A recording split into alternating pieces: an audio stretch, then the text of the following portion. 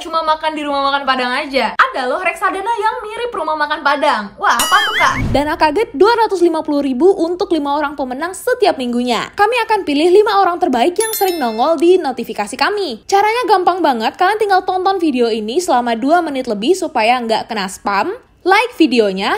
Jangan lupa semangati kami di komen di bawah dan sertakan nomor dana kalian. Kami akan mengirimkan dananya langsung tanpa meminta data diri lagi. Jadi langsung tuliskan nomor dana kalian di kolom komentar di bawah ya. Ingat, jangan lupa nonton videonya selama 2 menit, like videonya, dan komen sebanyak-banyaknya ya. Semoga beruntung. Jadi, kalian tuh disediakan banyak banget menu atau pilihan dan kalian tinggal pilih mana yang kalian suka aja. Dan aku baru tahu juga, ini dari Mbak Dian Sastrowardoyo. Jadi aku ngeliat kontennya kan di Instagram. Dia bilang, kalau dari reksadana ini kalian bisa beli banyak banget pilihan dan itu menunya lengkap guys, kayak rumah makan lah. Tuh postingannya ini nih maksud aku. Dan jujur aku ngeliat banyak banget orang yang ngepost tentang reksadana ini karena ini sempat viral beberapa minggu yang lalu. Dan setelah aku coba, kayaknya ini juga bagus kalau kita bahas di YouTube karena bisa jadi pilihan buat teman-teman yang mau mulai investasi atau kalian baru banget belajar buat investasi dan kalian bingung harus investasi apa nih pertama kali. Nah, itu bisa banget kalian mulai dari reksadana. Kenapa reksadana? Apa kelebihan reksadana, Kak?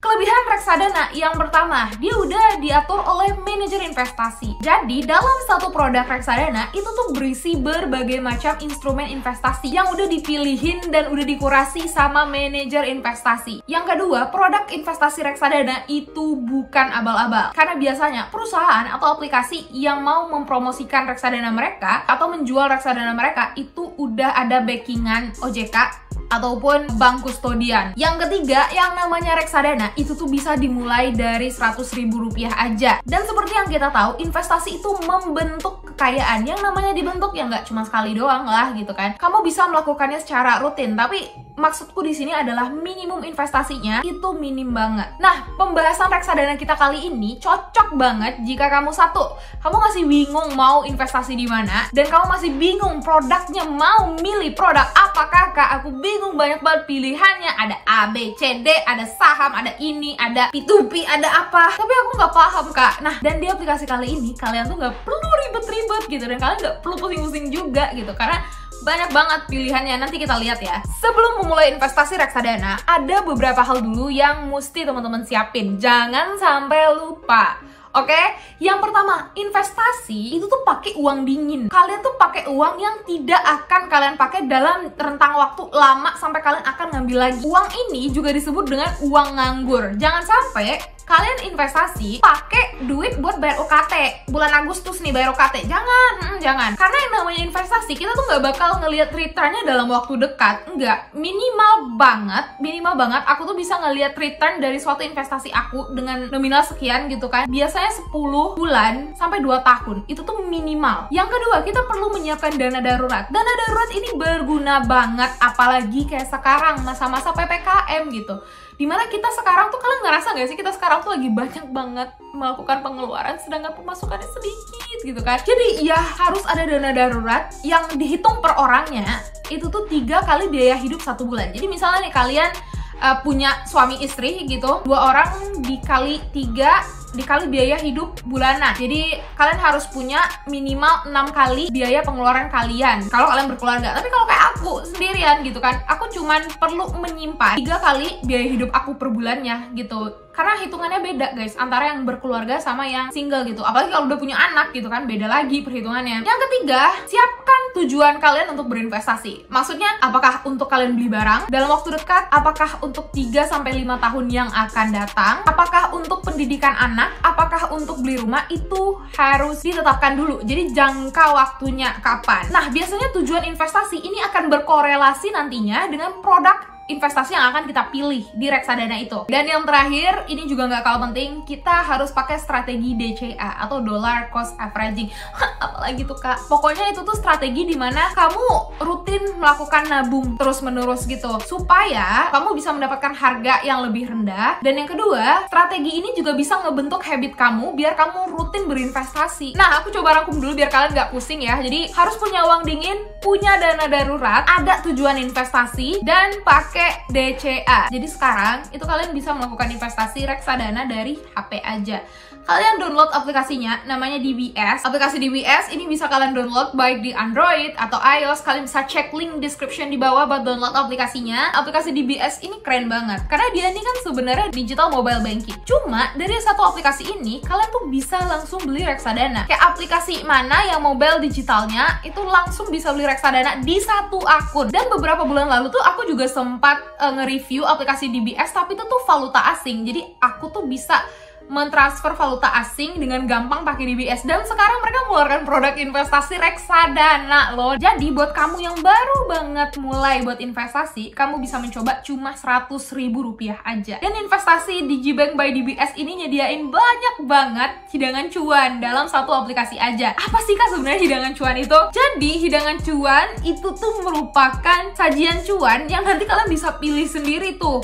Mulai dari reksadana deposito, obligasi, rekening falas, dan di aplikasinya kalian tuh bisa jual, beli, dan switch di satu aplikasi aja. Jadi kayak kalian tuh bisa pilih reksadana A, terus kalian ngerasa bosan sama reksadana A, kayak kurang aja gitu tantangannya, aku pindah ke reksadana B, bosan ke reksadana B, aku pindah lagi ke reksadana C. Itu bisa banget karena banyak banget pilihan reksadananya. Jadi untuk memulai investasi itu kamu hanya perlu registrasi dulu dengan memasukkan nomor DBS kamu. Abis itu baru kamu bisa beli dan jual produk reksadana yang kamu punya. Di reksadana sendiri itu ada 4 macam reksadana, mulai dari reksadana pasar uang, reksadana pendapatan tetap, reksadana saham, dan reksadana campuran. Bedanya apakah? Untuk reksadana pasar uang ini cocok jika kalian punya tujuan investasi kurang dari 1 tahun. Karena reksadana pasar uang itu low risk dan keuntungan itu nyata dan stabil. Dalam satu reksadana pasar uang itu semua isinya merupakan instrumen pasar uang, kayak deposito berjangka, sertifikat deposito, sertifikat Bank Indonesia, dan masih banyak lainnya yang jangka waktunya itu kurang dari 1 tahun. Dan sesuai dengan hukum investasi yang mana low risk low return, keuntungan dari reksadana pasar uang ini juga lumayan kecil jika dibandingkan dengan reksadana jenis lainnya. Biasanya itu sekitar 3-6%. Itu tergantung lagi sama produknya apa. Cuma emang reksadana jenis ini itu punya keuntungan yang lebih tinggi dibandingkan dengan deposito pada umumnya. Nah, kalau kalian punya tujuan investasi 1-3 tahun, aku rasa lebih baik dimasukkan ke reksadana pendapatan tetap. Soalnya reksadana pendapatan tetap ini bisa kalian lihat hasilnya dalam rentang waktu yang midterm lah ya, gitu kan, sekitar 1-3 tahun, nggak terlalu lama juga, dan keuntungannya itu lebih tinggi daripada reksadana pasar uang. Nah, terus kalau aku mau investasi cuma sebulan aja, boleh nggak kak beli reksadana pendapatan tetap?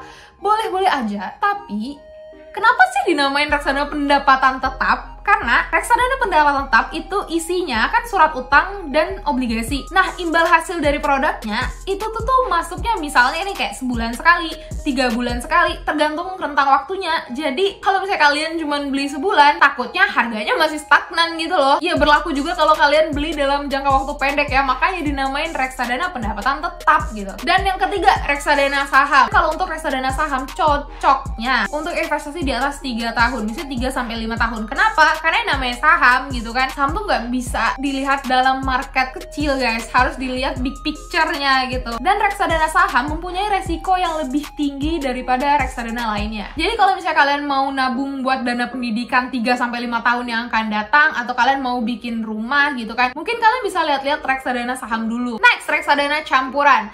Ini mah udah kayak namanya juga, ini merupakan campuran dari reksadana pasar uang, atau reksadana pendapatan tetap, atau reksadana saham. Jadi dalam satu produk investasi itu bisa diantara ketiga itu. Terus alasan lainnya kenapa kalian nggak perlu repot-repot milih reksadana, itu karena di reksadana by DBS itu ada 60 produk reksadana yang udah dipilih secara selektif dan merupakan reksadana dengan reputasi terbaik. Dan pemilihan produknya itu juga lebih gampang karena kamu bisa memilih dari 3 kategori nih, yang berkinerja baik, yang terpopuler, sama yang punya scoring terbaik. Jadi kamu bisa langsung sort sendiri nih. Kamu bisa langsung pilih reksadana mana yang menurut kamu itu paling bagus. Kayak di sini contohnya reksadana berkinerja baik itu kan, kamu bisa lihat nih kinerja dalam 1 tahun terakhirnya tuh berapa persen. Cuma aku perlu ngingetin, kinerja dalam 1 tahun itu tuh nggak menjamin kinerja tahun selanjutnya bakal dapet segitu. Nah, kamu bisa lihat ini kan ada scoring Infovesta, itu kamu bisa pilih tuh yang scoringnya 5, itu berarti scoring terbaik. Terus dalam satu filter ini kita udah bisa melihat banyak banget nih. Kita bisa melihat nama reksadananya, kinerjanya 1 tahun, harga 1 unit reksadananya atau disebut dengan NAB, total dana kelolanya, dan juga scoring Infovesta-nya berapa. Itu udah mencakup banyak banget informasi. Nah, dan salah satu lagi fitur yang menurut Nap bagus dari DBS ini adalah kita bisa melakukan pembelian secara berkala. Ini bagus banget kalau kalian mau membentuk habit untuk menabung terus-menerus. Nah, tapi kalau kalian ngerasa penjelasan Nap terkait reksadana tuh masih kurang, kalian bisa main ke Instagram mereka buat mempelajari sebenarnya di aplikasi DBS itu sistem reksadananya kayak gimana. Cuma mungkin tadi di awal Nap kurang menjelaskan kan step-step gimana caranya beli reksadananya. Itu sebenarnya gampang banget guys. Kalian tuh pertama harus download dulu lah aplikasinya dan buat akunnya kan. Nah, yang kedua itu kalian bisa pilih tabungan digibank. Jadi di tabungan digibank itu banyak instrumen investasi yang bisa kamu pilih nantinya. Ya salah satunya reksadana. Terus udah, kamu tinggal melengkapi data diri kamu dengan iktp dan nanti kalian harus mengisi data profil dulu dan harus verifikasi dulu ke mereka. Udah sih, sesimpel itu. Jadi download, bikin akun, beli reksadana.